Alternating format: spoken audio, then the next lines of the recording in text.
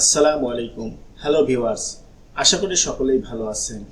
Vocabulary এবং speaking একসাথে শেখার জাদুকরী কৌশলের ধারাবাহিক ভিডিওর আজকের পর্বেই আমি আপনাদেরকে দেখাবো বাংলা বাক্যে কথা আছে যদি উল্লেখ থাকে তাহলে আপনারা কোন স্ট্রাকচার ব্যবহার করে ইংরেজি করবেন।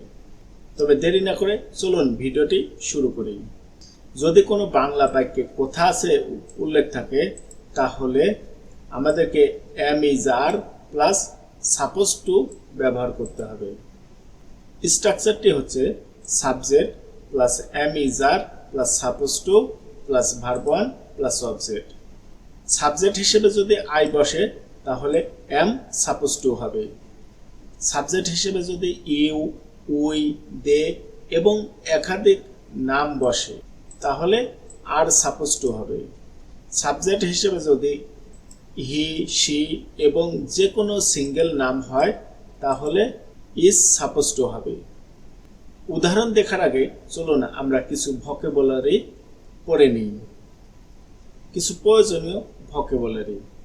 অর্জন করার ইংরেজি হচ্ছে অ্যাকোয়ার। গীবত করার ইংরেজি হচ্ছে ব্যাকবাইট। রৌদ্র বা আগুন পোহানোর ইংরেজি হচ্ছে বাস। শোক প্রকাশ করার ইংরেজি হচ্ছে বিমন। চিরুনি দিয়ে আঁচড়ানোর ইংরেজি হচ্ছে ওম। উৎসর্গ করার ইংরেজি হচ্ছে ডেডিকেট। ফাঁস করা বা প্রকাশ করার ইংরেজি হচ্ছে ডিসক্লোজ। আবিষ্কার করার ইংরেজি হচ্ছে ডিসকভার। ঘুমে ঢুলু ঢুলু করার ইংরেজি হচ্ছে ডজ। জোর দেওয়ার ইংরেজি হচ্ছে এমফাসাইজ। চলুন আমরা এই ভোকাবুলারিগুলো দিয়েই কিছু সেন্টেন্স তৈরি করার চেষ্টা করি। এখানে আমরা দেখতে পাচ্ছি আমার কাজে জোর দেওয়ার কথা আছে। তাহলে আমার কথা আছে এর ইংরেজিটা আমরা প্রথমে লিখে নিই। সাবজেক্ট হিসেবে আমরা আই নিব। এরপরে এম ইজ আর এর যে কোনো একটি নিতে হবে। যেহেতু আমরা দেখেছি আয়ের সাথে এম বসে তাই আমরা এম বসিয়ে দেব। এরপর কথা আছে এর ইংরেজিটা বসিয়ে দেব সাপোজ টু। এরপর জোর দেয়া, এই জোর দেওয়ার ইংরেজিটা এখানে বসিয়ে দেব। জোর দেওয়ার ইংরেজি হচ্ছে এমফাসাইজ।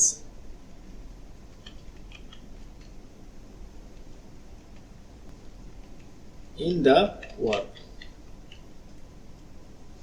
তাহলে আমার কাজে জোর দেওয়ার কথা আছে এর ইংরেজি হচ্ছে I am suppose to emphasise in the work. পরের সেন্টেন্সটি দেখি। আমার চিরুনি দিয়ে মাথা আঁচড়ানোর কথা আছে। তাহলে আমার কথা আছে আই এম সাপোজ টু চিরুনি দিয়ে আঁচড়ানো এর ইংরেজি হচ্ছে বাস। আর মাথার ইংরেজি দ্য হেড। তাহলে আমার চিরুনি দিয়ে মাথা আঁচড়ানোর কথা আছে এর ইংরেজি হচ্ছে I am suppose two bus the head. পরের সেন্টেন্সটি দেখি। আমার তার গীবত করার কথা নেই। তাহলে আমার কথা নেই আই এম, যেহেতু কথা আছে বললে সাপোজ টু, এখানে কথা নেই বলেছে তাহলে এই সাপোজ টুর আগে একটি নট বসিয়ে দিতে হবে। তাহলে I am not suppose to গীবত করা। গীবত করার ইংরেজি কি ব্যাকবাইট। ব্যাকবাইট হিম বাহার। তাহলে আমার তার গীবত করার কথা নেই I am not suppose to backbite him. তারপরের সেন্টেন্সটি আমরা দেখি। তাদের আজ শোক প্রকাশ করার কথা আছে। তাহলে তাদের ইংরেজি হচ্ছে দে আর, কারণ আমি দেখেছি দে এর সাথে আর বসবে। যদি ইউ, উই, দে এবং একাধিক নাম থাকে তাহলে তার পূর্বে আর ব্যবহৃত হবে, তাই এখানে দে এর সাথে আর বসেছে। তাহলে দে আর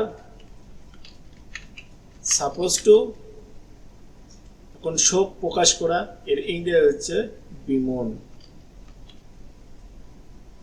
কবে? আজ। তাহলে আজ ইংরেজি টুডে।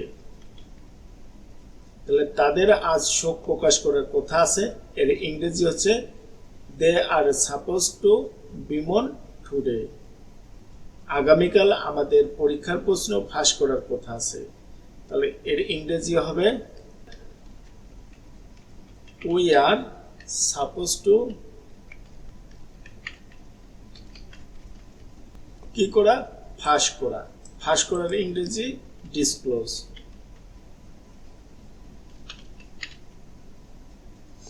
তাহলে we are suppose to disclose the exam question.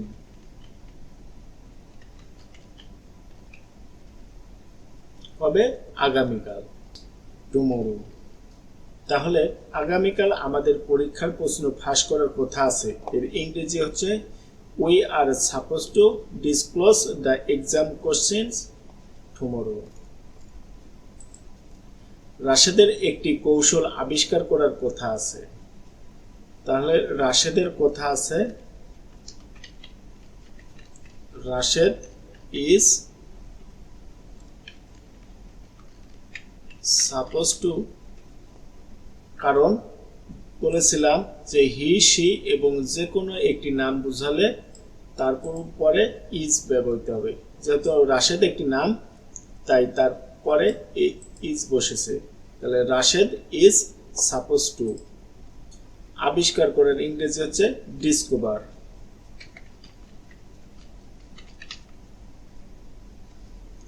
কি আবিষ্কার করা? একটি কৌশল,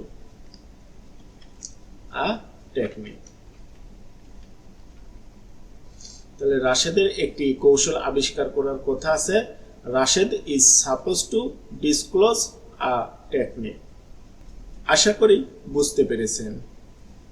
যদি ভিডিওটি বিন্দুমাত্র ভালো লেগে থাকে তবে লাইক দিবেন, কমেন্ট করবেন এবং বন্ধুদের সাথে শেয়ার করবেন। Thanks for watching.